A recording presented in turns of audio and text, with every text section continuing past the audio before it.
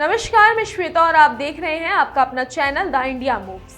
बिहार की राजनीति में एक बार फिर जबरदस्त हलचल मची हुई है और वजह है पूर्व मुख्यमंत्री राबड़ी देवी को मौजूदा सरकारी बंगला खाली कराने का नोटिस, जिसे लेकर पूरे राज्य में गर्मा गर्मी बढ़ गई है। इस फैसले ने सिर्फ आरजेडी ही नहीं, पूरे विपक्ष को उबाल पर ला दिया है। सबसे तीखी प्रतिक्रिया सांसद पप्पू यादव की आई है, जिन्होंने सरकार पर सीधा हमला बोलते हुए इसे हिटलरशाही और बदले की राजनीति तक बता दिया है। अब जरा सोचिए, क्या सिर्फ एक बंगला बदलने के नोटिस से इतना बड़ा राजनीतिक तूफान खड़ा हो सकता है? पप्पू यादव का दावा है बिल्कुल हाँ, क्योंकि वो मानते हैं कि ये मामला सिर्फ एक आवास परिवर्तन का नहीं बल्कि सरकारी नीयत और सिस्टम की असल सोच का आईना है। पप्पू यादव का कहना है कि पिछले कुछ महीनों में प्रशासन जिस तरह काम कर रहा है, उससे राज्य में भय और दबाव का माहौल पैदा हो गया है।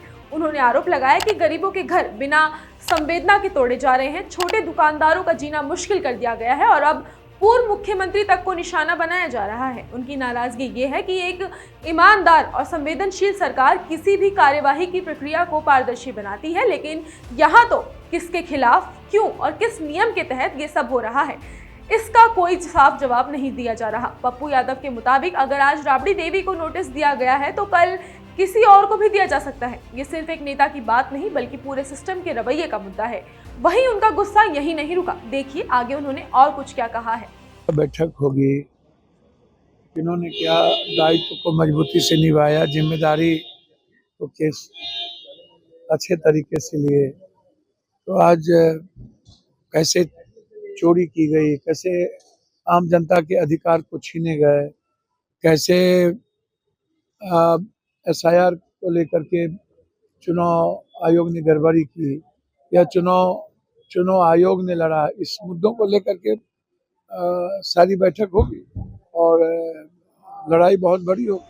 साथ ही उन्होंने ये भी कहा कि लोगों को डराकर शासन नहीं चलाया जा सकता। लोकतंत्र में जनता मालिक होती है और सरकार की ताकत विरोधियों को दबाने के लिए नहीं बल्कि जनता की सेवा के लिए होती है। पप्पू यादव ने भरोसा दिलाया कि वे इस मुद्दे को संसद में जोरदार ढंग से उठाएंगे ताकि सच सामने आए और सरकार को बताना पड़े कि आखिर आवास बदलने का नोटिस किन परिस्थितियों में दिया गया। उन्होंने मांग की कि राबड़ी देवी के बंगला परिवर्तन के पीछे की वजहों को सार्वजनिक किया जाएगा और ये भी बताया जाएगा कि क्या आवास आवंटन के नियमों का पालन हुआ है या इसमें सिर्फ एक राजनीतिक संदेश देने के लिए किया गया है।